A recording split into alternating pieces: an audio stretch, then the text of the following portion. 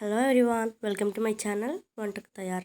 ఈరోజు మన ఛానల్లో ఎక్కువ కాలం నిల్వ ఉండేటట్టు, అప్పటికప్పుడు చేసుకునేలా ఉండేటట్టు ఫ్రెష్గా అల్లం వెల్లుల్లి పేస్ట్ అలా ప్రిపేర్ చేసుకోవాలో చూద్దాము. ఎక్కువ రోజులు స్టోర్ చేసుకోవచ్చు అండి. టైం లేదనుకున్న వాళ్ళు ఒకేసారి ఇలా చేసి పెట్టుకోవచ్చు. ముందుగా దీనికోసం అల్లము వెల్లుల్లిపాయలు నీట్గా క్లీన్ చేసి పెట్టుకున్నాను. ఈక్వల్ క్వాంటిటీలో తీసుకోవాలండి అల్లము వెల్లుల్లిపాయలు కూడా. నేను మొత్తం క్లీన్ చేసి పెట్టుకున్నాను వాటికి. ముందుగా అల్లం మిక్సీ పట్టుకున్నాము. చాలా స్మూత్గా మిక్స్ చేసుకోవాలండి.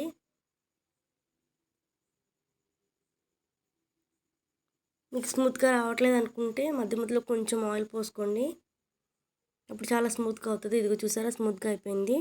ఇప్పుడు దీనిలోకి వెల్లుల్లిపాయలు వేసుకున్నాము.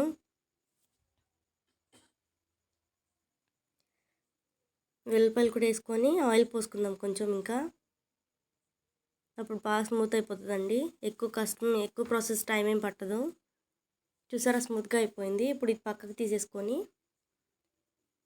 మళ్ళీ వెల్లుల్లిపాయలు మిగిలినవి ఉన్నాయి కదా, అవి కూడా వేసుకొని మొత్తం మిక్సీ పట్టేసుకుందాము. ఇంకొంచెం ఆయిల్ పోసుకుందామండి. చూసారా, చాలా స్మూత్గా అయిపోయింది. ఆల్రెడీ ఆయిల్ పోసుకున్నాం కాబట్టి మళ్ళీ అవసరం లేదు. ఇప్పుడు కొంచెం పసుపు వేసుకుందాం. పసుపు కొంచెం చాలండి, ఎక్కువ అవసరం లేదు. ఇప్పుడు పసుపు కూడా వేసుకొని మొత్తం మిక్స్ చేసుకోండి, అల్లం వెల్లుల్లి పేస్ట్ అంతా కలిసేటట్టు మొత్తం బాగా మిక్స్ చేసుకోవాలండి. ఆయిల్ మళ్ళీ పోయిన అవసరం లేదు. రెడీ అయిపోయిందండి అల్లం వెల్లుల్లి పేస్ట్. మనకి చాలా రోజుల పాటు ఇంకా ఫ్రెష్గా అలాగే స్టోర్ అయి ఉంటుంది. దీన్ని గ్లాస్ జార్లో స్టోర్ చేసుకోండి. టైం లేదనుకున్నప్పుడు యూస్ చేసుకోవచ్చు. ఎప్పుడైనా కానీ ఫ్రెష్గానే ఉంటుందండి ఇది. చూసారా, రెడీ అయిపోయింది మనకి. మీరు ఇది ప్రిపేర్ చేసుకోండి, చాలా యూజ్ అవుతుంది.